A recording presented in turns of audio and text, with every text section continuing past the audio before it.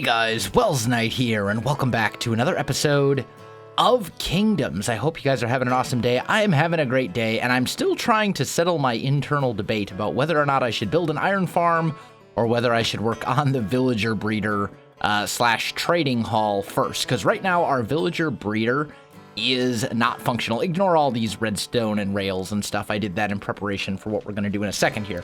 But what's going on is the villagers are breeding here.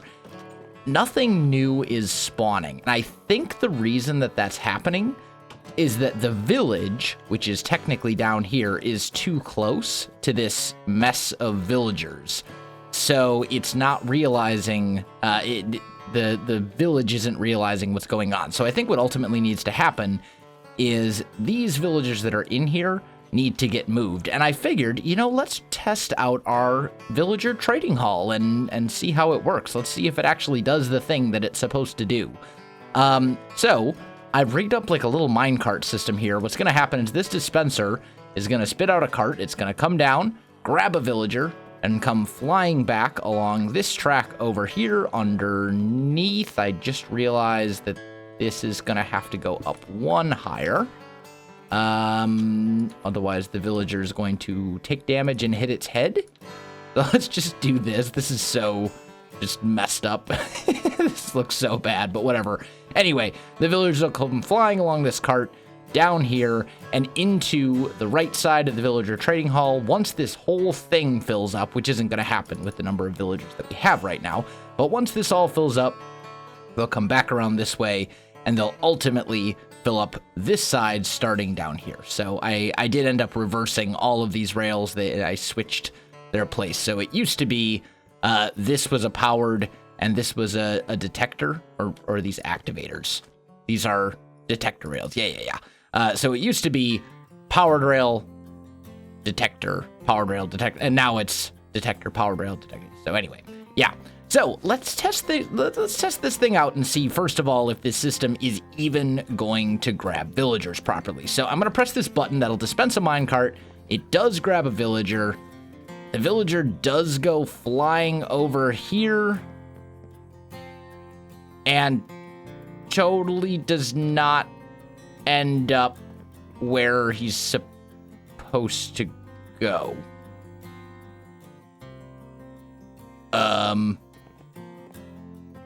Okay. What did I do? Isn't that supposed to grab them from here? Like, they're supposed... Or do they go down below? No. This should be grabbing... The piston should extend. I thought... When the villager goes over it... Shouldn't this piston be extending? Are these rails supposed to go here instead? Oh, I am so good at this game. Okay, so let's just do one of those, and when he comes back, I'll freeze him in place. Come on, villager guy. All right, he's coming. He's coming. Oh, I'm not gonna be able to freeze him. There we go. Okay, he's frozen. So what did I mess up? Are these supposed to go here? And then but no. Why is this not working the way it's supposed to? Are they, let's try this. We don't necessarily have to do this entire thing, but let's try switching the order of this. I had power rail detector. I thought it was supposed to be like so, but let's just try that and see if that does the trick. Because this totally did not work the way I thought it was going to. Let's give him a push. No, that doesn't do it either. So, what how are you supposed to get villagers into the thing? Unless there's supposed to be redstone up here that I didn't do. which I suppose is possible. Maybe I derped this up really badly. Oh, goodness. Okay, let me see if I can figure out what's going on here, and I will be back. It's official. I'm an idiot. So, this rail line, I was trying to bring it down to connect up over here. I'm dumb. The rail line needs to line up with the soul sand. That was the problem. Should have realized that. Anyway, let's give this guy a little push. There we go. And I think that worked. So this villager should be hanging out over here now. And we can reach him. He does sell rotten flesh for or he trades 37 flesh for an emerald, 9 gold ingots for an emerald. Okay. So that's one. Let's also see if this fancy redstone works. Does that grab another villager? It does. But I kind of need to connect that up. There we go. There we go, because I broke that. That comes back down here. And then he lands over here, and this guy is even worse. So he's also kind of terrible. So we'll deal with that little bit in a minute. Okay, cool. So then we'll hit this, and I want to see one fall through. So we should end up with another one right here. Yep, there we go. This guy's a leather worker. So basically, it's just a matter of villaging. It's a matter of filling up our trading hall with all of these villagers. Now, once all of these guys are drained out of here, once there's not any more villagers in there, and it looks like we got, what, 3 left? Something like that. Then we should be able to just get rid of all this redstone, and we'll basically end up redoing, like, all of it. So that should grab one. Yep. Grab another. I think I only had like 6 minecarts in there. But this does seem to be working. And I think that's all the villagers, right? Yes, good. Okay. So all of our villagers should now be hanging out over here in our trading hall, right? Yeah, and then we've got a 36 emerald, a 40, and then a cartographer. Okay, not a librarian. I really dislike that the librarians and the cartographers look exactly alike, because you get your hopes up. You're like, oh, a librarian, awesome, and then it's not a librarian. But anyway, that takes care of that. Now, last episode, we did a little bit of testing to see if we can figure out a way to get our minecarts back and destroy the villagers without getting into all sorts of crazy, ridiculous, like, redstone stuff. And I think we had discovered a method to actually do that, which is, you know, pretty cool, to be honest. I think, here we go, ladders.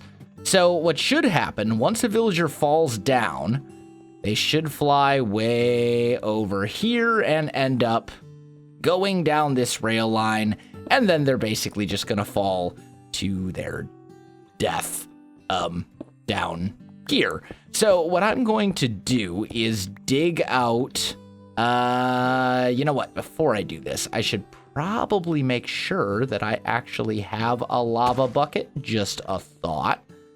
Probably something I'm gonna need, but this is gonna be how we kill our villagers. And then what's gonna happen is they're gonna we'll still be able to get the mine carts, even though the villagers are gonna die in lava. So we need a hopper. We're gonna need a chest, maybe. Yeah, let's just go a single chest for the moment. We can switch this system up later. For now, I just want to kind of get it in place. We're going to grab a stone pressure plate. And then...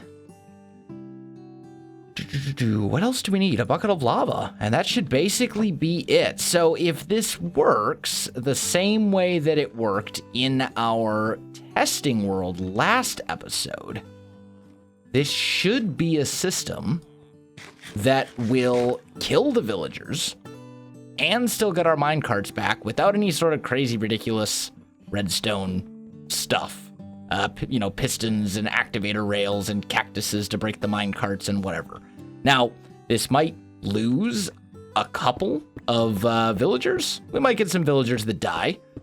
But you know what? That's okay. I'm fine with that. So I think we'll go down to about here. Like, we don't need to go super far. We'll put a chest here with a hopper going into it. And I just realized I need a transparent block. Okay. So let's, well, you know what? We can just do one of those real quick. I need glass. I know I have some. Oh, the derpiness is real. That's okay. And then we're going to have to make a mark as to where this little killing thing is, because I'm going to have to rebuild this villager breeder, as I said, which I'm not going to do on camera. But basically, since I'm going to have to rebuild this breeder, yeah, we'll just use a white stained glass. That'll be perfectly fine. Do I have any ladders? Ladders would be very nice to have. I might have some down here. If not, I can just make more. In fact, maybe I will just make more. Yeah, I have one ladder. That's not going to be enough for my current needs. Let's make crafting bench. Throw that down right here. And give me some ladders. There we go. That should be fine. Okay, so we've got our glass, we have our ladders, so everything should be good to go, I think. And then we'll test out this villager killing system and see if it actually works as I think it's gonna work. So we gotta go back down here. That was the wrong pickaxe, but hey, whatever. There we go. So this will go here. We put a glass here because this chest, we still need to be able to get into it. And I'm just going to throw down some ladders like right about. Can I? There we go. We'll just throw down some ladders like this because we want to be able to get down here to get our goodies. Like so, right? We want to be able to get in here. Then we're going to put a stone pressure plate on top of this hopper and a lava bucket, or a bucket of lava on top of the stone pressure plate, because the stone pressure plate will keep the lava from breaking, right? Or from coming down, essentially. That's the idea, at least. Okay, so then let's just dig this all the way to the surface temporarily. Eventually I'll put like an, can we not? Yeah, there we go. Eventually I'm going to put like a proper item elevator in here or something like that to get our minecarts back that way. But for now, this'll work, or at least it should. Are we really that far underground? I suppose it is in extreme hills over here. Break. Wow, that's way farther down than I thought it was going to be. Okay, that's fine. Let's just make this ladder come all the way up here. And I'm going to put a torch. Actually, let's put this torch like over here instead. So this is our way down, right? And then we'll just grab some stone blocks. And we will wall all of that off. Okay, so if this works, and we tested it in a creative world and it seemed to, so if this works, what should happen is the villagers should die and we should still get our minecarts back, I think. I think. We're going to try it and see if it actually works that way, or if it only works that way in a creative testing world, which is always possible. You never know when it comes to villagers. Things can get really weird. But let's give this a try. So A couple villagers we obviously don't need. So you have a 37 rotten flesh and a 9. You have a 36, which is okay. You're also a 37. You're a 40. So this dude, sorry, you're going away, my friend. You're going far, far away. So that should kill the villager. I really, well, you know what? I suppose I'll leave the cartographer just so I have someone who does a paper trade. And then you're a 36, so these two are also going to be able to go. So we've sent 3 villagers to their demise. First, let's make sure they actually made it to their demise, because that's kind of an important thing, right? I want to take a peek, just make sure. Did you guys make it all the way down the tunnel? Are you hanging out over here? No. Okay. Yeah, they're all gone. But that's good. That's what we wanted to see. So now, let's go check the chest. And if it worked as I think it should work, we should have at least a minecart or 2. Best case scenario, we've got 3 minecarts in this chest, which would be awesome. And this would be like a million times easier than some complicated, crazy piston setup or something. So let's just see. What do we got in here? We have minecarts on top of the pressure plate. How many minecarts do we have on top of the pressure plate? 1. So why did that not break? So that came in. The lava definitely should have killed the villager. And it did. It killed the villagers. But then it just hung out here. The lava should be breaking the minecarts. I suppose the other option... I'll have to experiment with that a bit and see if we can find out another way to do that. That's unfortunate. But we now know where our killing system chamber thing is going to be. It's going to be off over here, which is quite a ways from our villager breeder. Now, the question is our villager breeder going to work? We are going to have to extend the tunnel. But if I pop down here and replace all of these doors, will that reset the Actually, you know what? I can almost tell you right now, without even looking, this door right here is too close. So I'm just going to break this door temporarily. Sorry, Joshua. Your house needs to go without a door for a minute. Because we need to see if this villager breeder is still working. If I can do this without breaking the villager breeder, like that would be the best case scenario. I'd be super happy with that. And it's just these 6 doors. So it's not like it's super complicated or anything to do that. Let's just try this and see. Okay, so he's running around. That's good.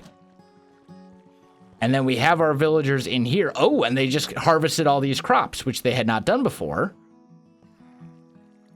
So I'm thinking that very well may have just fixed our villager breeder, which would be amazing and awesome. That would make me so happy because we have had... yep, there we go. I just saw hearts. Okay, so our villager breeder is working again. So that is great. We do need to get these villagers farther away from the villages. Like that, this is way too close. And that's the problem we're running into, is they're going, oh, you don't need more villagers. We're stopping. So let me extend this water line a ways. Let me tear down a lot of this extra junk over here that we don't need. And I'll come back to you in just a sec. All right, guys, I am back, and I did not get as much done as I was hoping to, but it's now probably an hour and a half later. I've been struggling with villagers for a while. It is quite literally 6 in the morning, and I'm like at the point where I'm falling asleep at my keyboard. There was a Hermitcraft thingy that we did today, a big group thing that you will see later this week, which is going to be very exciting, and you should be very excited for it. Why am I flying over here? I wanted to get into the comment of the day. So I'm actually going to end up wrapping up the episode here. We will run back and take a look at what we've done, but first I want to dump this off in the library. So today's comment comes from Pratic Plays, and he says, I don't understand what does it make the grass blocks look so cool? If anyone knows, please reply. So basically asking what makes the grass look like this, where the grass texture is on the sides of the block instead of just on top. And this is a comment that I actually get quite often. People asking, why does your grass go on the sides of the block and not just on the top? That is actually an Optifine thing. So if you have Optifine, let's just toss that in there. You go into your options menu. Let's get outside and I'll show you. If you have Optifine, you can go into here, escape, options, video settings, and I believe it's under details. Or is it under quality? It's under quality. Better grass. So you turn that off, and it goes back to the normal default stuff. If you want to have it on, quality, better grass. And there we go. Now we have the grass on the sides of the texture. So that is what makes the grass look a little bit different than what you would have in pure vanilla. I really don't consider Optifine to be like modded Minecraft. I mean, it is technically a mod. That is also the only mod that I'm wondering. Also, while we're on the subject, these skies that are part of the texture pack that I use, those are also Optifine dependent. That's under, let's just kind of fly up a little bit. That's under video settings, details, nope, also under quality, custom sky right there. And that allows you to use custom skies in a texture pack. So there you go. It's Optifine magic, basically. So let's swing over real quick and take a quick look at what I've done. I do admit, I was hoping to get a lot more done in this episode, but this has taken me a lot longer, and I'm simply out of recording time for today. As I said, it's like 6 in the morning right now, and I've been basically recording like nonstop since I got up yesterday. Like, I haven't slept yet. The sun is outside in my house. I can see it coming through my window. But I did move this villager over here. The villager breeder, I just realized after I got done moving this over, I realized I miscounted, and this still isn't far enough away. So I think what I'm probably going to have to do is take this villager output, right? And we're going to get our villager breeder going. Honestly, I really should just move the whole villager breeder. That's really what I should do. I should move it, maybe, let's see, we want it to be at least 32 blocks away from where the villagers die, which is over here. And we ultimately want them to output to a spot relatively close to the trading hall. So I'm thinking, let's see, our minecart needs to come down over here. So we'll probably output them to like over here somewhere is what I'm thinking. So the villager breeder should probably go over here. No, because that still needs to be 32 blocks. Decisions. I don't know. I'm going to have to remake this whole thing. I did clean up the area a little bit. This tunnel still looks horrible. Ultimately, the villager transport is all going to happen underground, I think, so you won't have to see it. But I need to do some thinking on locations and different stuff like that. I did, however, manage to get the little thingy over here, the minecart little killing system that we set up. I did make that match exactly what I have in my creative testing world that we worked in briefly last episode. So hopefully next time we send a minecart through, it will end up in the hopper where we want it and going into that chest. That's my hope anyway.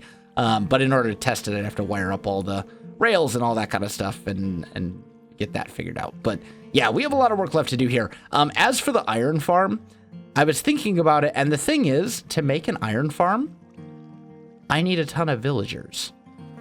So it doesn't really make sense to make the iron farm until we have our villager breeder all sorted out, because otherwise I'm going to be making an iron farm and I won't be able to actually do anything with said iron farm because we won't have any villagers to put in it. So that's kind of an issue.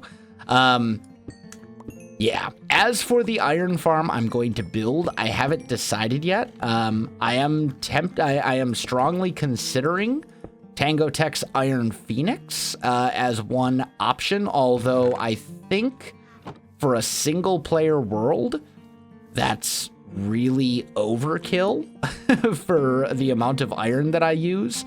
Because let's be honest, I don't do a ton of technical stuff. I don't use tons and tons of hoppers and minecarts and all that kind of stuff that you need lots of iron for.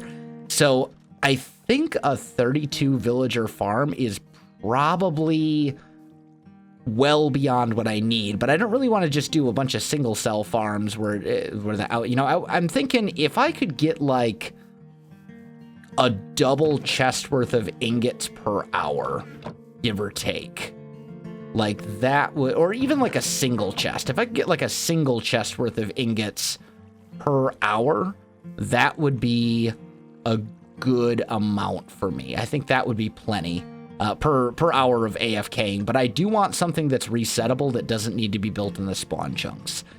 So yeah, if you guys know iron farms very well and you can point me in the right direction towards a design that'll work, that would be great. I mean, the Iron Phoenix would be very cool, but at the same time, I think that's really, really overkill for kingdoms. Like, I don't think we need the Iron Phoenix in my single player world.